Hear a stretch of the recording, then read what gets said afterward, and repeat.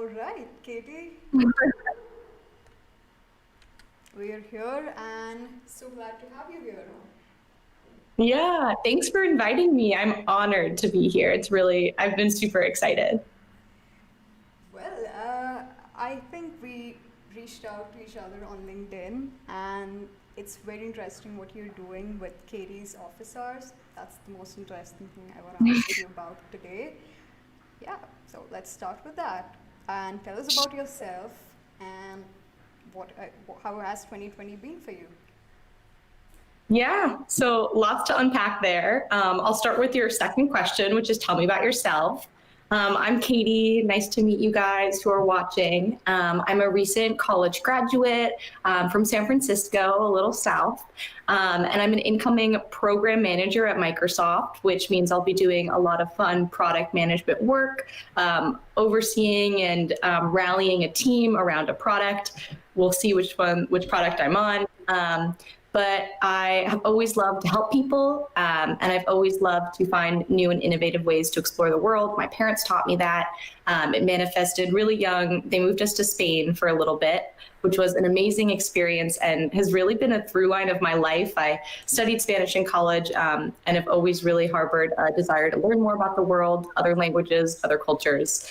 Um, it's also translated in my desire to help people, which I think is where my office hours comes in, is I've always spent a lot of my time trying to give back. I understand there are a lot of ways to give back in the world, but time has always been, I say it's my selfish way to give back because I get to see the direct effects of my help. So I've spent a lot of my time in high school and college and now volunteering, working with people, trying to provide some use, advice, some of my skills. I love to talk, as you can tell. So that has been a very validating experience. And that is actually where my office hours were born, out of that desire to help, especially when there's so much going on in the world right now with COVID, police brutality, systemic racism, climate change, like pick your poison. The world's crazy right now. And I had a lot of time after graduation, 3 months before starting my job, which I start very soon. And I was talking it over with a friend, like, how can I help? How can I give back to the world right now? LinkedIn has always been my favorite social media, which I think says a lot about me. But I always love to go on and browse it. And just by nature of connecting with new people, networking, going on it a lot, I've seen a lot of really interesting things on there. And I know it's like the professional Facebook, if you'll allow me, but I've seen so many great expressions of vulnerability, assistance, interest. If you follow the right people, you'll learn so much just by like browsing LinkedIn in your spare time. And so when I realized I wanted to help people and give back, at first I was like, what do I do? What do I have? I'm a new grad. What can I offer the world?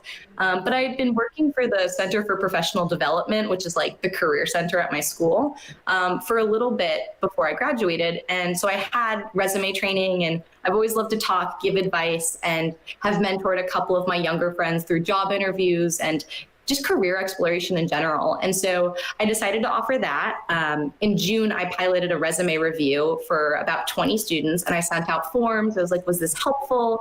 And they all said it was. And I also included a question, would you like to discuss other topics? And a lot of them, most of them did. So I decided to make a quick post on LinkedIn about it because it was the community that had given so much back to me, and it is a professional community, so it made sense to offer professional services on there. Originally, I wanted to charge and then donate the profits, but it felt wrong to do that. And so I decided to just offer time slots as my schedule allowed, which I have no schedule. I'm not working yet. So it's been super validating. I've loved talking with everyone. I've met so many new people. I met you through office hours. And so it's been a really fun experience. Hopefully I've been helpful. The follow-up surveys results say so, but people also might just be nice. But it's something that I plan to continue doing, probably with a little less frequency once work starts. But it's been really fun, and I've really enjoyed it so far. Well, that's 2020 is amazing. also too. That's your last question. there's a lot going on, but I'm at home in California with my parents and my dogs. So there's not much more I can really want in the world, but definitely a lot of time for reflection. Well, that sounds... Typing out the lines of code. And so I wanted to do that more outside of my classes. And Dartmouth had an on-campus startup accelerator called Dolly that I applied for as a project manager, which is a little different from product in that it's more like timeline based. You're not, there's so many names, but when in default, just write PM because they usually start with P. But it was a lot more timeline based, just like, rallying the team, motivating them to get the work done efficiently and as per the like minimum viable product, which is what usually the client wants as possible. And it was the best experience ever. The team was incredible. I learned so much from them. It was 2 designers, 2 developers, and we worked with this awesome partner who was there. And in 10 weeks, which is a very, very fast time to build something, we built him a GUI to test if Octopi had working memory. And it was the best project ever. I knew I wanted to pursue product, some kind of like business in tech role, and product had a little bit more strategy attached to it. So I sought out internships in the field. There's not a lot, there's very few of them, but I networked with a bunch of people and just kept emailing product managers that I knew through Dartmouth, through LinkedIn, that, the kids I babysat, maybe their father had a friend or their mother had like a friend. And I just tried to get my hands in every pie, so to speak, and learn about product at a lot of different companies. And that translated really well after, I sent in some applications, talked with a bunch of people. I ended up getting 2 PM internships at Cash App, which is Square's Venmo, which was amazing. Great experience, great team, solidified my desire to go into product. And then I interned at Disney in the emerging tech segment of the parks, which was also just an incredible experience. And so to connect with your question, why Microsoft, I knew after those 2 amazing internship experiences, like I had to go into product. It had everything I wanted: smart people, constant challenges, way to make impact. And so when it came time for applications, full time, I knew it was a little different from an internship. It's not a 3-month segment. It's a company that I hope, that your first job, like you like the company because you could be there for a really long time. And so I cast my net wide because, again, there's not so many new grad PM opportunities, and kept talking to people at each company that I was applying for or applying at. And the Microsoft people just stood out. They were so smart, so savvy. I wanted to be them. I wanted to be around them. They gave me so much of their time and mentored me throughout the process. And so in the back of my mind, there was always a thought like, damn, excuse my French, these people are cool. And so when I got the interviews and prepped for them, and I can talk about that as well, in the back of my mind, I always really appreciated Microsoft, the company, Bill, Satya, the CEOs, the leadership, and as well as the people I'd be working with really stood out. And so when it was coming time to decide where I was going to work, it was pretty much an easy decision in that I wanted to be around the coolest, smartest people. I'm from San Francisco, so it was fun to be offered the chance to explore Seattle. So hopefully I'll get the chance to do that in the new year. And then I also knew that, as a new grad PM, I wanted to learn the most from those around me, but also have opportunities to learn. And Microsoft's new grad PM program is one of the best around. So it was an easy decision to make. Microsoft as a company too, I could really give you the spiel, Nishi, but they really care about their employees. I wanted to work at a company that valued me as an employee, as a person. They have a great volunteer matching program, great work-life balance. There's more to life than just work, even though work can be a big part of life. And that was really important in picking product and Microsoft. And they also, Microsoft does such cool cutting edge things. They donate a lot to those around them. And then they also are such an inspiration in terms of the research papers that they write. I read most of the research papers that I read in my, topics in human-computer interaction class were from Microsoft. So that is the long spiel. I could probably go on. I'm really excited to start. When you start working, and what are you prepping for before the work starts officially? And yes, well then let's go back to the prep before the interview also. Yeah. Totally. So to cover that, I start in a couple weeks, which is really nice. They gave me a nice long break to enjoy myself after college, but I'm definitely getting a little bored, and I am really excited to meet everyone, even though it's through a screen, which, you know, so it goes, as Kurt Vonnegut says. Some things that I've been doing to prepare for that, of course, all my required onboarding and stuff. I took my badge photo yesterday, which is something I totally forgot about, but I need a badge. And so I was up against this wall because it's like the only wall in my house that doesn't have something behind it. And it's like me just smiling, and my mom was nice enough to help me take the photo. But beyond the requirements, I'm reading a lot of different articles about how to start work, like what to do as a new grad, which is really helpful, learning how to set like 10, 30, 60-day goals, what questions to ask your manager. And I'm actually trying to put together like a Medium post that I'll probably publish on LinkedIn in a couple of weeks once I start, about like how to start your new grad job remotely, because I feel like there's not so many articles I've been able to find about that specifically. I've also been calling a lot of like Microsoft PMs that, I called during the preparation part of the process when I was interviewing, and they've been so lovely. One has been like mentoring me, and it's just the kindest human to give me their time. But I've asked them a lot, like, what do you think a new grad should do? What should they do remotely? And the answers I've gotten back range widely, but it's a lot of like meet people one-on-one as much as you can. Keep your camera on, which is something that I will do. Yeah, that's probably what I'll be doing in a lot of meetings, is like troubleshooting my camera. But apparently it's for people to know the new face. So this is what they're going to see all day, hopefully. And I think that's a lot of what I've been doing to prepare, getting my work environment set up. I'm going to be working from home for a couple months, which is really nice to get that unfettered family time, but is definitely it's a different vibe than I expected for my 20s, but it's definitely not a bad one. The flexibility of work from home is so nice. So that's what I'm doing to prepare.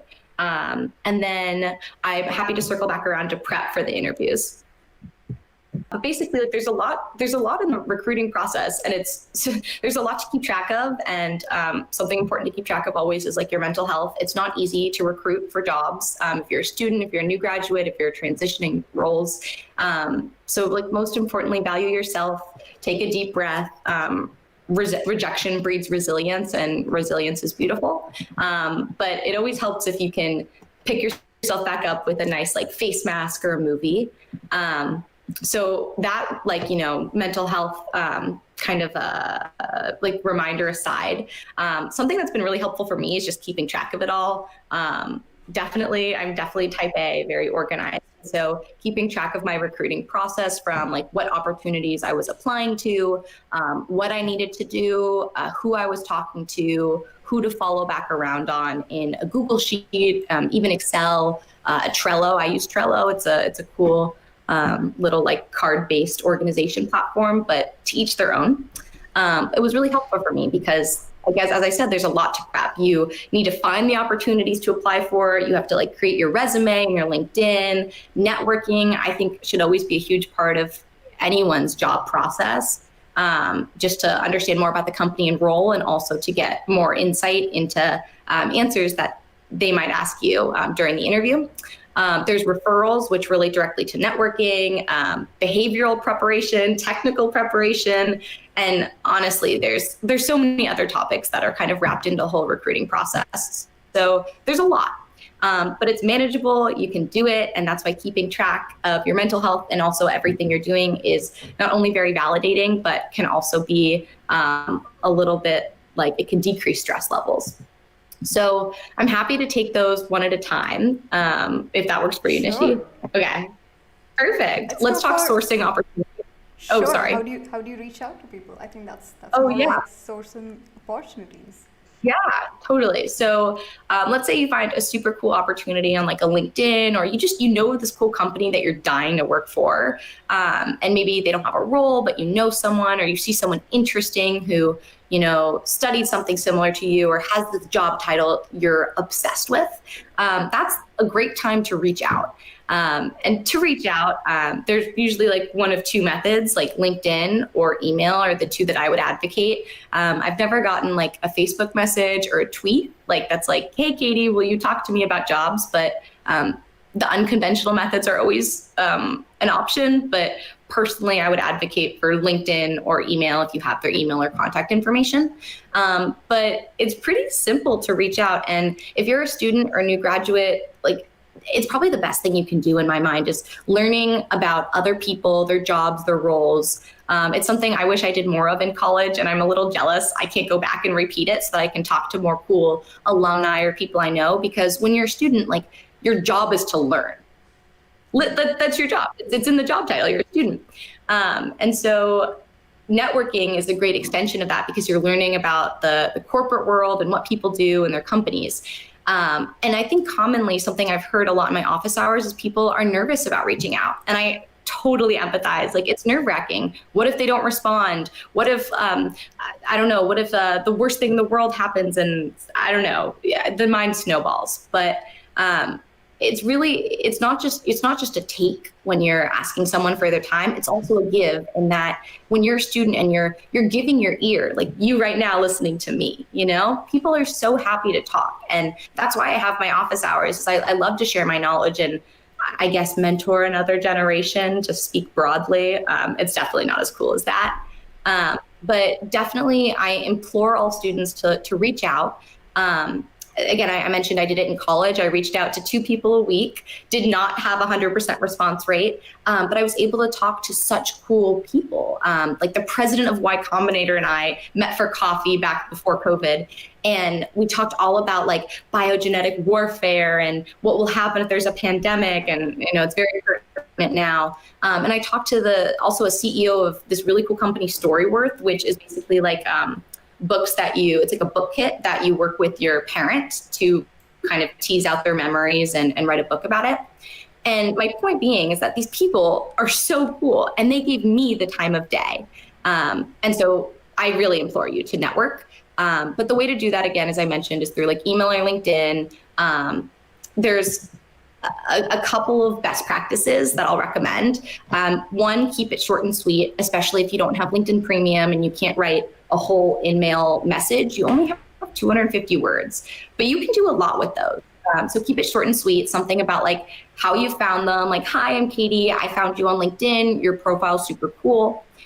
Say something about yourself. I am so interested in your company because of this, or I read this cool article about you and I want to know more. Say something about why them and their company, maybe their role. Your role as a PM at Microsoft is something I'm really interested in. I would love to talk further if you have some time in the next coming weeks. And then, thank you, Katie. I usually include a contact number, like a cell phone, just so it kind of tees up the eventual phone call. The more personalized, the better. I once emailed the VP of Pokemon. She covered like Pokemon for Asia. And I wrote this whole big thing about how I loved Pokemon as a kid, which I guess now that's out there on the YouTube world. But I loved it and all these things. And I don't know exactly why she responded, but I'm sure it had something to do with how much time I put into the email. The other thing I'll say with networking is sometimes, I've also heard this in office hours, people wonder why they're not hearing back from people they've reached out to. And I recommended that they actually take some of the overhead off of the person that a student is reaching out to, in that they include a couple of different like times. So you'll include a couple dates and time chunks. So if you're asking for like 20 minutes of someone's time, which you'll always get 30, usually calls are 30. But if you ask for 20, it sounds a little less of an ask, a little trick. And how about a little agenda you have in mind? How about your Oh, agenda, yeah. For the person? Yeah, so they that's know what something. the call is going to be about. Yeah. Yeah, totally. Definitely during networking, I mean, it's a conversation. It's not just like a check the boxes. And so I think a lot of the best questions I've been asked in office hours or in networking calls are the ones that are different, that you don't hear every day. It's definitely useful to ask people like, how'd you get from point A to point B, maybe a school to a role or one role to the next, or how did you find this opportunity? As well as like their day-to-day work and the culture. I would always recommend asking those 3 questions because you'll get different answers. But I think to your point, like the fun questions that turn into conversations that mean something, that when you circle back around with them, if you're asking for a referral or, just want to hear back from them and maintaining the relationship, that they get excited about you. There are a lot of just the questions that come to your mind that are a little more personal. I personally like what excites you about the world today, or something in the technology landscape, because it gives the person like so much bandwidth to talk about something they've been dying to talk about. Another good question, if you're actively interviewing at the company or interested, is tell me about a memory or something about your company that exemplifies the culture. That's how I learned one of the companies I was applying for had rooms that were named after mathematicians. And that's something that was not on the website. Yeah, that I had no idea about. But I mentioned in an interview, and the interviewer was like, how did you know that? That's amazing that you reached. No, I mean it. There's a lot of great questions on Medium that just peruse Medium. You can say good questions to ask people, but definitely try and find some extra questions to spice up the conversation, to learn more about the person, how they think, but also have more of a sparkly conversation. That's my best tips for what to talk about. I think once you break the ice, you'll find a way. And the conversation totally. And even they're going to interact, so that should not be that nerve-wracking. Just go out there and send that message, take that call. Totally. Yeah. What's the harm? Takes 2 minutes. Sure. Yep. So I think this is a constant process, and not just when the applications are open you go and apply, but there is some constant networking that you have to do. Networking is not done in a day, and well, so yeah, I think that has worked really well for you. So happy for that. Totally. Yeah, and that's a great point that you bring up is, there's always a rush to network when applications open, but as much as you can, if you're interested in a company or a place, if you have the time, send out a couple emails now and learn about them ahead of the recruiting schedule. That way, it's not just the check kind of conversation. Oh, can you refer me to this position? It's a fun, interesting conversation. And when you circle back around when applications open, be it over another call, a catch-up call, a shorter one, or even just a simple email, you can be like, I've been thinking of you in our conversation. And you get to that genuine point of networking where it is that back and forth that you talked about, Nishi. And yep. I mean, that's what life is all about, right? Relationships and interacting with people. You may fight with me on that one. That's fine. That can be our question that we talk about in our networking call, what life is all about. But it's definitely, it's nice to remind yourself that there are people like that. And honestly, that does go back to why I chose Microsoft, is those people that I found myself thinking about, that I circled back around with, who gave me their time, were Microsoft PMs. Well, yeah. Yeah. Tell us about how your graduation has been this year in 2020. You've been very fortunate. Did you have a virtual ceremony? And what would you say to students who are coming in next year? So we launched the live show, and we had a couple of questions from students that whether or not they should be, thinking about masters for next year, or maybe the next. How does it go? What do you think? Totally. I mean, you're so right. We had a virtual graduation ceremony, which was not what I expected for my college graduation, but it was really fun. We have an orange tree in the backyard. And so my parents and my little brother were so sweet. They woke up early, juiced some oranges. We had, mimosas. I'm over 21. And it was a really special time just to celebrate all the hard work. And it wasn't what a lot of us anticipated, but we had 3.6 years at one of the best colleges in the world. And so I think a lot of my friends, while they're a little sad and disappointed, we cycled through the 5 stages of grief process pretty fast, and we're able to enjoy it for what it was. I have a lot of empathy for the students going through school right now. I know it's hard. I'm so sorry that it's not the classic school experience that you hoped for, that you wished for, that you anticipated. It's rough and it sucks. There's a lot going on in the world for sure. But I think we can still take our disappointments in stride. And I do think that the future of remote education is bright. I loved my last quarter of classes, and was able to make new friends and talk with my teachers. Who knows what it would have been like in person, but it's possible. And then I want to get to your question about masters and stuff. I mean, yeah, if you've ever been thinking about getting your masters and you know you want to get it, why not? What's the harm in applying? I do think it's definitely a very personal situation for people. Will the masters help them get ahead in their career? Do they have the means to pay for it? All of these questions are valid ones to weigh. But I would say the best thing to do is network. If you want to figure out if you should do a master's, like I've never done one. I can only kind of share from my experience. So why not reach out to someone in a really cool master's program that you think is super exciting? You'll get insight into like, is it worth it? How are they planning on transitioning to remote instruction? What are the job opportunities like after your master's? What have been some fun memories from your master's? All of those questions would be great to ask master students and even administrators of the program if you are interested in a school. Usually they'll send out like emails and you can maybe email them back and say, I'm curious, explore the website. But I think if you've ever been thinking about it, now is a good time to go back to school. It's also probably possible to do a lot of part-time masters if you are looking for a job or have found one, just because you could probably do it online. All right. Okay, so that's that for students who are planning to go for college in the next year remotely, and students who have already applied. So all the best to you guys.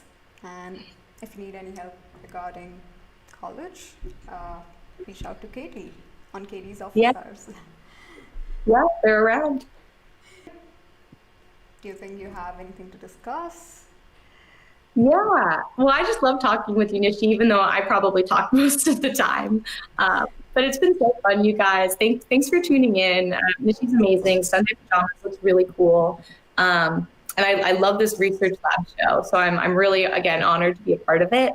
I guess the last thing I'll say is my advice for any students, recent graduates who are interested in product, interested in tech, interested in the world more broadly. And I have a couple different pieces of disjointed advice for you, but this is always a question that I ask at the end of my networking calls. So, people are very liberal with their advice, so take it with a grain of salt.